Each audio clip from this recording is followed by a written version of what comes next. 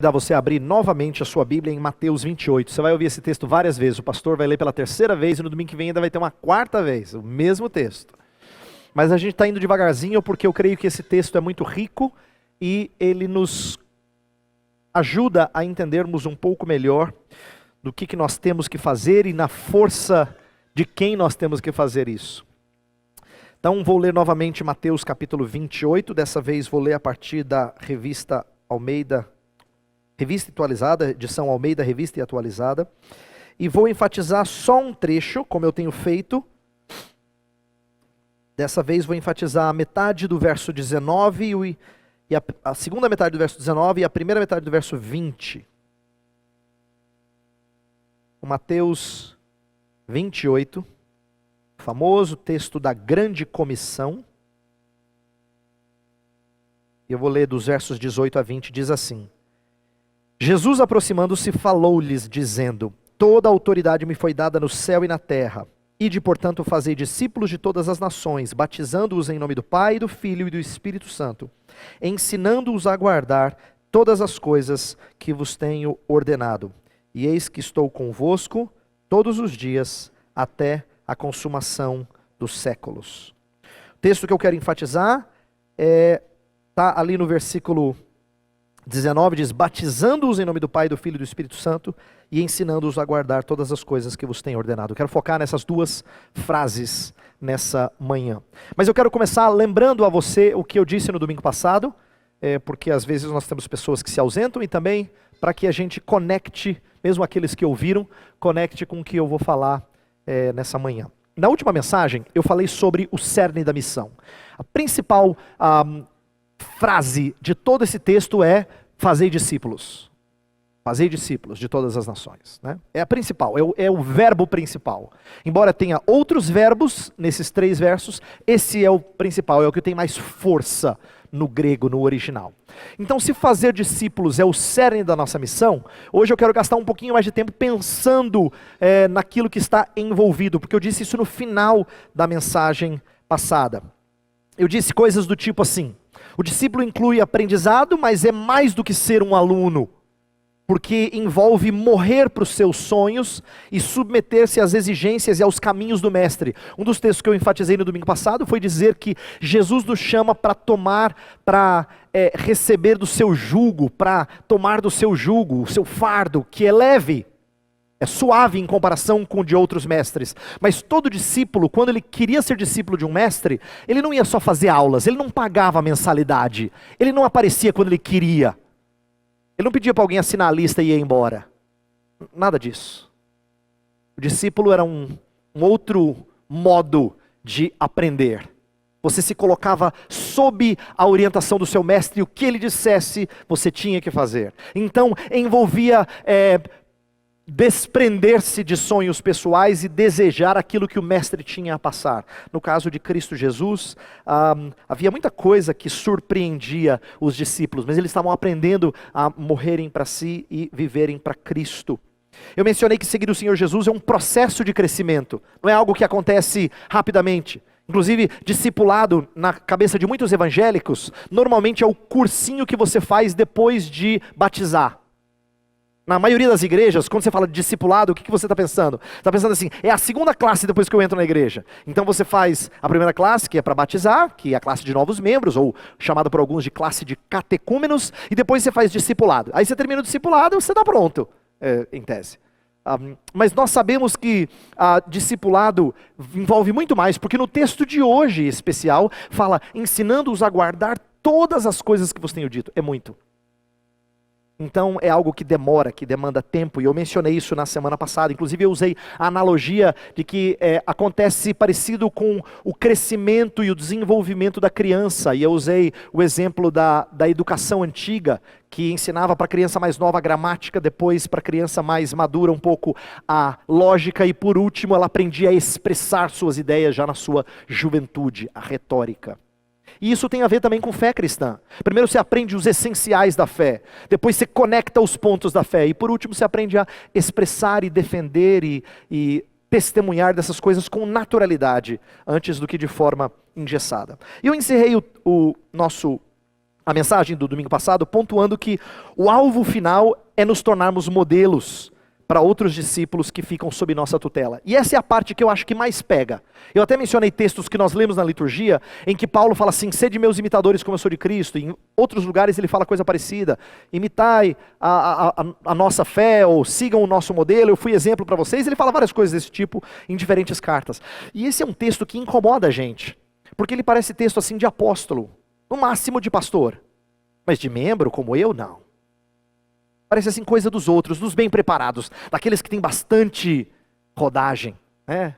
Mas uma das coisas que eu falei no domingo passado é que a gente percebe que normalmente o que sai para fazer discípulos e falar de Cristo são aqueles que são novos na fé. Eu disse isso na primeira mensagem. É curioso isso, ver que os novos na fé costumam ter um ânimo, uma alegria, uma disposição para falar de Jesus que lhes é natural, não tem nem que forçar. É que passa um certo tempo e nós criamos um certo medo, um certo temor de falar dessas coisas, ou uma acomodação. O que quer que seja, eu não quis defender que ser modelo ou ser discípulo é coisa só para os experientes, ou os treinados, ou os ordenados ao ministério. Isso é próprio de todo discípulo de Jesus. A gente faz isso quando a gente tem filhos. Quando a gente tem filhos, a gente cria pequenos discípulos. Não é? Que imitam a gente no bom e no ruim. Porque você sempre treina. Mesmo quando você acha que você não está treinando, você está treinando. Você está dando exemplo. Mau exemplo às vezes. Mas você está dando exemplo. Porque é assim que funciona num relacionamento. E é parecido com amizades. É parecido com outros tipos de relacionamento. Casamento. Em que você está tão junto de alguém que inevitavelmente você lança um modelo. Ruim às vezes, mas lança um modelo. Então, eu não estou aqui questionando se você vai ou não ser um discipulador. Infelizmente você é, às vezes para o mal. Mas eu estou conclamando você a dizer que vocês me imitem como eu imito a Cristo. Foi a palavra de Paulo. Que nós sejamos discípulos de Cristo, portanto, criemos e trabalhemos para o santo e bom discipulado. Esse último ponto que eu falei na mensagem passada é muito desafiador. Muito desafiador, e é a prova, mas é a prova de que o Espírito de Deus tem realizado a obra na igreja.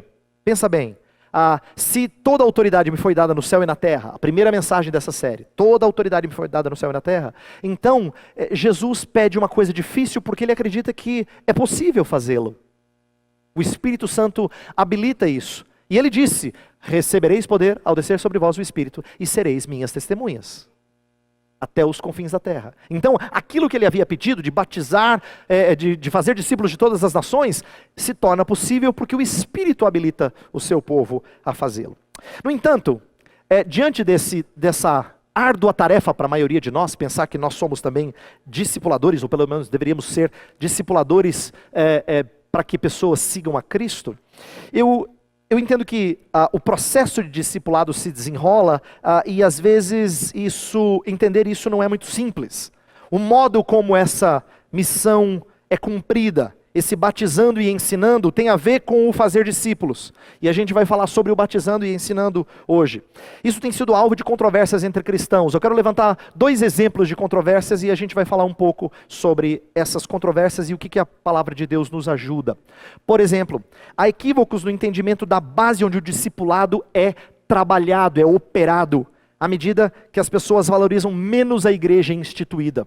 Hoje em dia, com recursos de internet e o chamado movimento dos desigrejados, mas mesmo antes desse movimento, havia muito essa ideia de que para você ser discípulo, você não precisa estar na igreja. Estar na igreja é bom, pode até acontecer, mas um discípulo ele é formado por se ele segue Jesus, se ele imita Jesus. E alguns optaram por fazer isso fora da igreja instituída. E hoje isso tem acontecido mais e mais. Esse é um equívoco, esse é um engano, porque as pessoas se esquecem da necessidade de estar em comunhão com outros para receberem dos dons uns dos outros. Eu quero falar um pouco sobre isso. O batizando-os em nome do Pai, do Filho e do Espírito tem algo muito interessante aqui acerca do contato com a igreja instituída. E a segunda controvérsia que tem acontecido em nossos meios, e equívocos e debates, tem a ver com o entendimento do que a igreja deve fazer em face dos diversos males sociais na sociedade. Isto é, será que a igreja deve começar alguma obra de caridade? Será que a igreja deve fazer alguma instituição de ensino? Será que a igreja deve prestar socorro aos necessitados de forma formal? Faz, não faz? A igreja peca quando não faz? Ela agrada a Deus quando ela faz? E ela só agrada a Deus quando ela faz ou não? Isso tem sido alvo de muitas conversas e muita discussão em meios evangélicos. Então eu quero falar um pouco desses dois aspectos. Então eu vou falar primeiro da importância da igreja para o discipulado e depois sobre o foco do ensino da igreja nesse discipulado. Esses dois assuntos, de certa maneira, estão tratados nessa passagem que a gente leu. Então eu vou começar falando da base. E aqui é que eu vejo algo precioso. A base para nós fazermos o discipulado é o evangelho ministrado através da igreja instituída. Aqui eu não preciso necessariamente criar um ministério especial de fazedores de discípulos. Às vezes as pessoas têm um descrédito, elas veem a igreja com um descrédito tão grande, que parece que o que vai resolver o problema da igreja é um movimento para-eclesiástico, isto é, que vai ao lado da igreja e vai resolver os problemas da igreja. Isso tem sido muito comum em tempos em que as pessoas veem a igreja como falida ou como problemática. Bom mesmo é aquele movimento que a gente não tem a formalidade e a institucionalização. O problema disso é que existe algo muito precioso acerca da igreja e do que é ministrado através dela que tem sido perdido. E eu quero falar da importância desse batizar e do ensinar dentro do contexto da igreja. O batizar e o ensinar aqui, primeiro eles evidenciam uma ideia de um processo. O batizar é a entrada no discipulado e o ensinar é a continuidade nesse discipulado. E isso deve acontecer dentro do contexto da igreja. Às vezes nós nos sentimos meio perdidos quanto ao que é discipulado e como é que nós devemos fazer, mas só para você ficar, eu não sei se isso é consolo ou é frustração aumentada, mas os discípulos também tinham dificuldade quando eles seguiam a Jesus. Quando eles achavam que eles tinham entendido o que Jesus queria deles, eles davam bola fora. E Jesus tinha que corrigi-los. Quando eles achavam que eles entenderam assim, agora vai, eles compreendiam erroneamente. Então, sermos pessoas que discipulam, que fazem discípulos de outros, exige também aprendizado. E é natural que a gente pense sobre isso e gaste um tempo pensando sobre isso. Uma das coisas simples, por exemplo, acerca do discipulado, simples, mas ao mesmo tempo extraordinária, é que discipulado é crescer no entendimento e no apreço por Cristo. Essa é uma das coisas interessantes acerca do processo que Jesus trabalhou com eles. Lá em João 17 ele falou que a vida eterna é que conheçam a ti, estava falando com o Pai, e o Filho que enviaste. Vida eterna é conhecer a Jesus Cristo. Por isso que nossa igreja desde o princípio quis adotar o lema de conhecer a Cristo e fazê-lo conhecido. Porque ser discípulo é crescer no entendimento e no apreço. Perceba que eu estou usando duas palavras que estão relacionadas, mas não são a mesma coisa. Conhecer na Bíblia envolve essas duas coisas: entender e amar aquilo que nós entendemos. Entendimento e apreço. Não é só compreensão, mas é entesourar a Cristo. Veja por que isso é importante. É simples, mas é importante. Quando Cristo estava treinando seus discípulos, Ele não estava dando assim dicas extraordinárias de ministério sobre como ser bem sucedido aqui, ou o reino é isso e aquilo. Embora Ele constantemente ensinasse sobre o reino, a pergunta mais difícil e mais importante a ser respondida é: quem vocês acham que eu sou?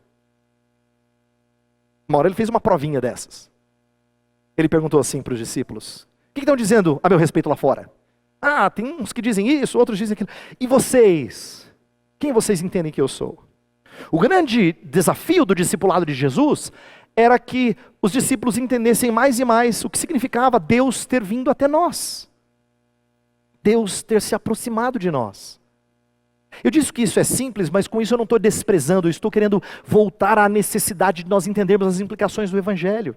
E se você acha que você entendeu, eu quero lembrá-lo que os discípulos achavam que tinham entendido, mas levam um tempo para pegar algumas coisas.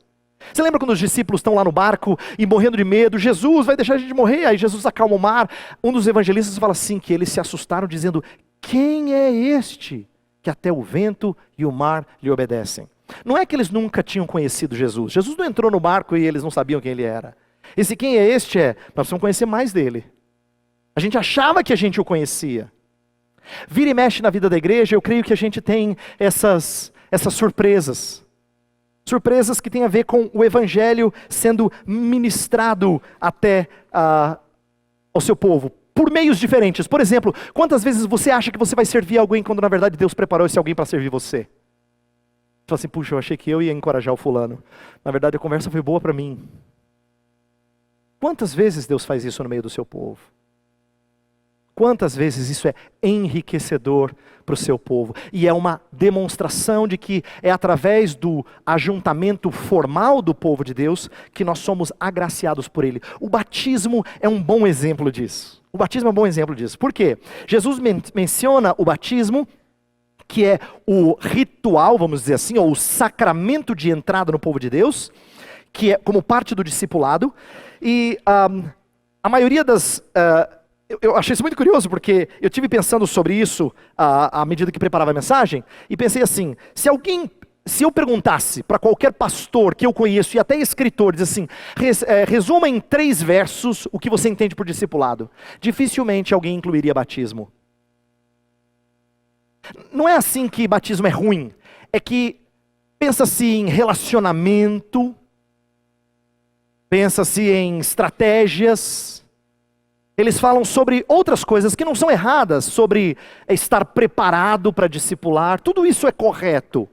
Mas dificilmente alguém colocaria em 3 versos, como Jesus colocou, que discipulado é batizar. Batizar? Tudo bem, batizar é importante, mas batizar? E aqui eu creio que existe um exemplo, uma porta de entrada para nós entendermos a riqueza do que é fazer discípulos e a necessidade de estarmos na igreja para recebermos o evangelho mediado pela igreja. Olha só que interessante. A gente está num tempo que despreza os ritos como sendo meros símbolos e desnecessários. Eu tenho mencionado aqui a pessoa do Michael Horton porque o livro dele, chamado A Grande Comissão, tem sido uma das bases para eu preparar essas mensagens. Ele tem uma ideia muito interessante, que ajuda a gente a entender o porquê que o batizar aqui é tão rico. Ele fala assim que, às vezes a gente não se importa tanto com o batismo, porque nós o enxergamos como um ato de compromisso antes do que um meio de graça. Isto é, algo que nós fazemos para Deus, nós nos comprometemos com Deus, antes do que algo que Deus faz por nós. Só que na teologia, a gente chama o batismo, assim como a ceia, um meio de graça, isto é, um instrumento pelo qual Deus agracia ou abençoa o seu povo. Então o batismo não é um ato de baixo para cima, não é nós chegando diante de Deus e falando, Senhor, queria que o Senhor soubesse que, pode contar comigo, eu estou aqui para o que der e vier. Não é isso. A razão pela qual o batismo é uma ministração em que Deus diz em nome, ou que o ministro diz em nome do Pai, do Filho e do Espírito, que você é batizado, é porque Deus está declarando ali, é um ato público de Deus, de que você é dele, de que você foi lavado pelo Espírito Santo de Deus. Então entenda o que eu estou tentando passar a você aqui. Nós estamos tão acostumados a falar de batismo como um compromisso nosso, que a gente perde de vista que o texto não está falando assim, inclusive, que os outros se batizem. Não é isso. É algo que é conferido a eles. Então, no texto, o batizando-os em nome do Pai, do Filho e do Espírito, não tem tanto a ver com o compromisso de cada um que vem para a igreja, todo domingo, lá, sério. Tem a ver com o conferir a graça que o Deus triuno concede a cada um. Isto é, um selo que evidencia que Pai, Filho e Espírito separaram estas pessoas do resto do mundo. Então a gente chama ela de fórmula batismal, essa em nome do Pai, do Filho e do Espírito Santo. Essa fórmula não é que ela é mágica, sabe? Ela não tem poder nela, mas ela é um certificado, é uma promessa. Por isso que ela é tão especial e a gente deve valorizar o batismo, o estar na igreja e o ser separado por Deus. Agora atenção, o estar na igreja não é porque eu mostro o meu compromisso para com Deus, mas prioritariamente Deus mostra o seu compromisso para comigo. E é aqui que eu quero que você compreenda o porquê que é importante você fazer parte da igreja. Você fazer parte da igreja não é porque mostra para os outros que você é comprometido com Deus. Mostra para os outros que você foi tirado de entre os que não louvavam a Deus para agora louvar ao Senhor Deus. O seu testemunho não é por causa do seu compromisso, mas é porque ao submeter-se à igreja, ao afiliar-se à igreja, você é testemunho para todos de que Deus te tirou da vida antiga, de que Deus te tirou do estilo de vida anterior.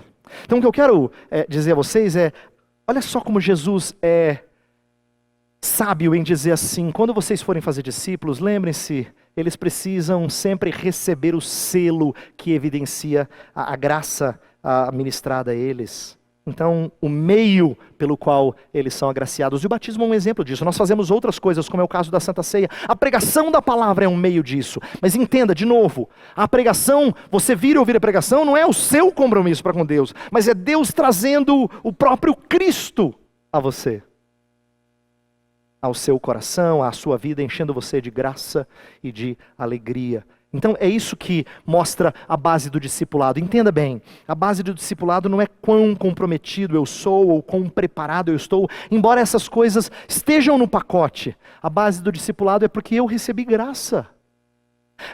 É assim, ó. Se eu chamo alguém para fazer propaganda de uma coisa que é muito espetacular para ele, eu não tenho que fazer muita força para ele fazer propaganda. Mas se eu convoco pessoas que não experimentaram a beleza dessas coisas, ele vai ter que ser ator. Que é o que acontece em muitas propagandas. Ele é ator. Ele está encenando. Então ele tem que ser pago para isso. Porque ele não faz isso voluntariamente. Ele tem que ser pago, porque não é algo que vem do coração, que ele faz voluntariamente, ou ele acredita naquilo. Agora imagina que Cristo tivesse convocado pessoas para fazer uma tarefa difícil, como fazer discípulos, mas lhes transformasse a vida. Você não imagina que talvez desse certo esse plano? Estou dizendo isso porque a gente costuma olhar para essa tarefa como sendo tão árdua, tão difícil. Se eu quisesse humilhá-los aqui, eu perguntaria para cada um de vocês, então, quantos discípulos você já fez? Você pode dizer assim, esses aí são meus, ó. Isso é humilhante. Isso exalta o quanto você já fez. Eu quero que você entenda que Cristo diz assim, ó, fazer discípulos, batizando-os em nome do Pai. A ideia é, eles vão receber da graça de Deus. Fazer discípulos tem que ser algo natural, porque eles já terão recebido o selo de Deus de que o Evangelho chegou a eles e transformou a vida deles. Então deveria ser algo natural. Por isso que eu digo que a base do discipulado é a gente, na igreja, ouvir o Santo Evangelho de diversas formas, mediante a palavra pregada, a ministração da ceia, o batismo. E cada vez que você vê alguém ser batizado aqui na frente, você deveria dizer assim, Senhor, mais uma vez, demonstração do seu compromisso para conosco. A maneira como o Senhor nos separou das trevas para a luz e nos deu promessa de que seria o nosso Deus. Isso deve ser o impulso. Isso aí é o selo que nos habilita, é a base do fazermos discípulos. Então, mediante as pessoas que às vezes têm desprezado a igreja organizada, desprezado as instituições, a gente precisa lembrar da importância delas. Porque elas são o lugar em que o povo de Deus regularmente é alimentado com o Evangelho, mediante a pregação da palavra, mediante a ceia, mediante o batismo. Esses são meios de graça. E meios de graça são os caminhos pelos quais Deus enche o nosso coração de vida. Segundo ponto que eu quero trabalhar é o foco do nosso ensino. Porque Jesus fala assim, ensinando-os a guardar todas as coisas que eu vos tenho dito. Eu estava pensando nisso essa semana, eu falei assim, gente, como é que eu explico para a igreja assim, ó, pessoal, é tudo, tá? Tá? Vamos começar? Tudo? Tem que ensinar tudo o que Jesus ordenou. É assim, é assustador. De novo, Jesus não pediu coisa pouca. Ele não baixa assim, diz assim, ó, faz aí o possível, tá? Se fizer de coração, estou aceitando. Não, ele nunca pede assim pequeno. Ele nunca pede pequeno. Ele sempre pede grande. Ensina tudo que eu ensinei. Tá bom? Quando você fizer discípulos, tudo que eu ensinei. E, de novo, isso nos constrange, porque a gente leu na liturgia que discípulo envolve mais do que simplesmente ser batizado e começar na vida cristã. Envolve obedecer a sua palavra. Aquele que me ama, esse é meu discípulo. Em João 8,31, que está aí na liturgia, disse que se vocês permanecem firmes na minha palavra, verdadeiramente serão meus discípulos. Então como é que eu sei que você é discípulo? Se você permanece firme na palavra. Se você não permanece, você não dá evidências. Eu não estou dizendo que você não é com certeza, mas você não dá evidências. Eu só enxergo se você permanece na palavra dele. É assim que a gente enxerga que os outros são discípulos, mas isso é amplo. E entra na questão do foco do ensino da igreja, já que por vezes nós estamos perdidos quanto ao que a igreja deve ensinar. Então assim, se é tudo, por onde a gente começa? O quanto deve abranger? Né? Paulo falou assim que esteve 3 anos com os presbíteros lá em Éfeso e ele ensinou todo o desígnio de Deus. Você fala, 3 anos é possível, mas é Paulo, pastor. Paulo é Paulo, estava lá, tal, conhecia muito de Bíblia. Citava essas coisas de cabeça, é verdade. Mas isso nos deixa desconfortáveis. Então, eu queria pensar um pouquinho sobre o foco. Qual é a abrangência desse ensinar todas as coisas que vos tenho ordenado? A tendência hoje em dia tem sido coisas dessa natureza. Ou às vezes se fala sobre o fazer justiça social, a igreja estar mais engajada nos problemas sociais do nosso país ou da nossa cidade. Isso tem sido muito comum, esse é um discurso ouvido com frequência. Ou talvez a ideia de operar em todas as áreas da vida, já que a gente fala muito de cosmovisão, trabalhar com uma mentalidade cristã em todas as áreas da vida. E isso assim, às vezes preocupa a gente, porque parece que você está começando a aprender isso. Pastor, eu estou na igreja há alguns anos, mas essas coisas eu estou ouvindo pela primeira vez. Parece que eu nunca vou ser um discípulo pronto. E é aí que eu quero de novo chamar a atenção para algo simples, mas não é pequeno, eu não estou desmerecendo, é simples, mas é rico em conteúdo. Quando Cristo nos chama a fazer discípulos e a ensinar todas as coisas que Ele tem dito, eu creio que Ele está nos dando uma missão de fazer o principal, entendendo que as implicações disso serão aprendidas gradativamente. Deixa eu explicar. O Michael Horton, no livro que eu mencionei, chamado A Grande Comissão, ele faz uma distinção entre a Grande Comissão e o Grande Mandamento. A grande comissão é fazer discípulos, o grande mandamento é amar o próximo como a si mesmo. Amar o próximo tem 1000 maneiras, não só de preparar Neston, mas de amar o próximo, né? Muitas maneiras de você amar o próximo. Você vai fazer o quê? Amar o próximo é tudo. Amar o próximo é muita coisa. E então, quando nós aprendemos a amar o próximo, nós estamos aprendendo a ser discípulos, mas essas são as implicações do foco principal e das coisas principais que o nosso Salvador ensina. O que eu quero dizer por isso é o seguinte: quando nós aprendemos como nos portar no trabalho, ou se a gente deve se envolver no Projeto Aliança, ou no Núcleo Nova Vida, ou que tipo de trabalho eu vou fazer com esse grupo carente, ou eu vou começar um estudo com essa classe de pessoas que parece que está desassistida, ou vamos começar isso ou aquilo. Tudo isso devem ser implicações do principal, de ter entendido o Evangelho de Jesus Cristo. Então escolas, hospitais, agências de assistência social são necessidades na sociedade, mas elas não são, a igreja não tem uma comissão de possuí-las e gerenciá-las.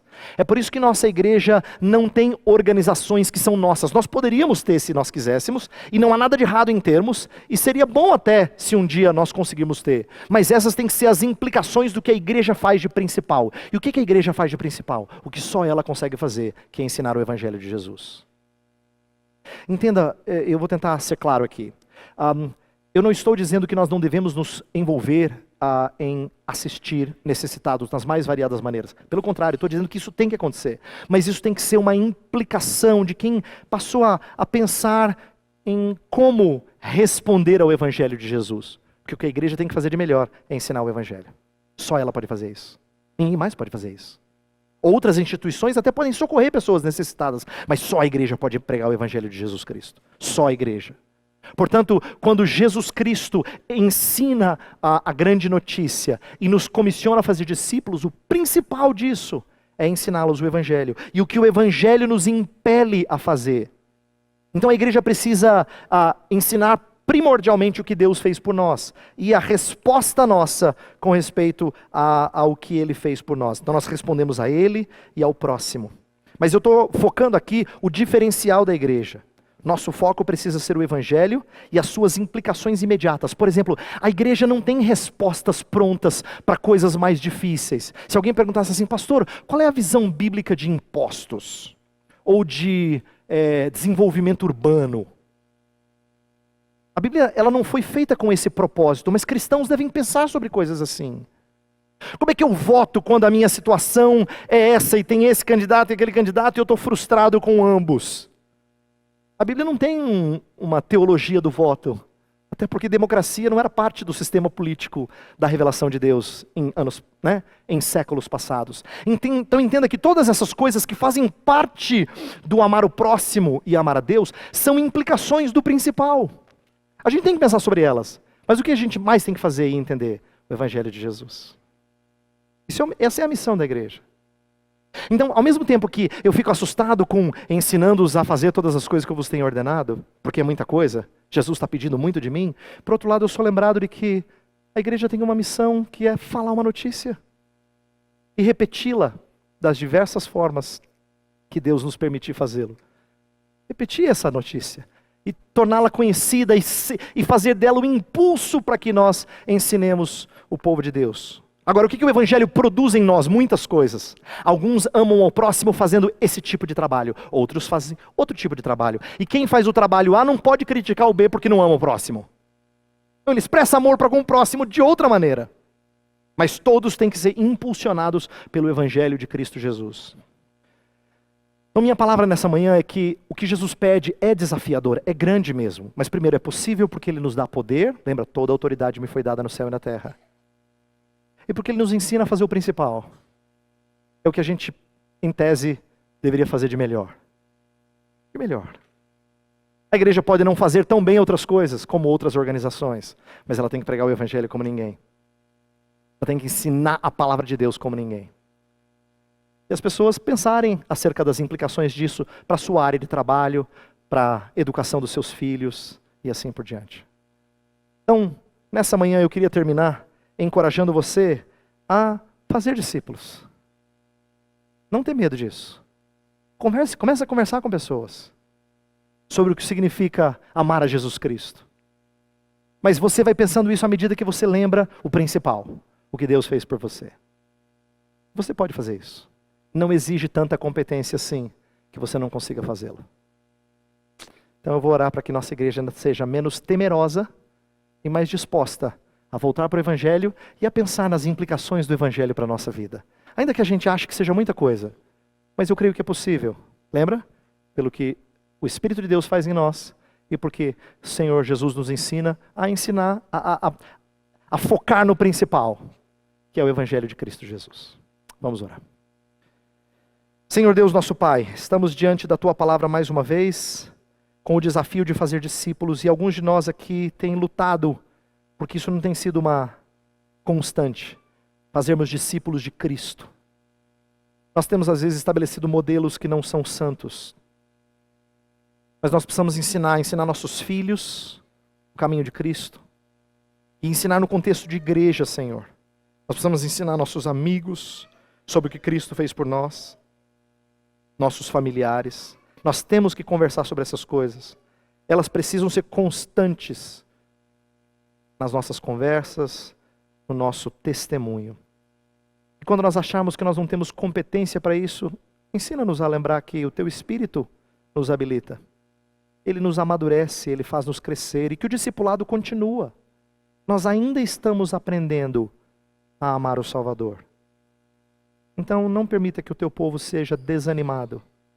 Abençoe a Igreja Aliança, para que ela seja repleta de gente que tenha a coragem de acompanhar pessoas nos seus problemas, nas suas lutas e testemunhar de Cristo constantemente. Nós pedimos isso em nome de Jesus. Amém.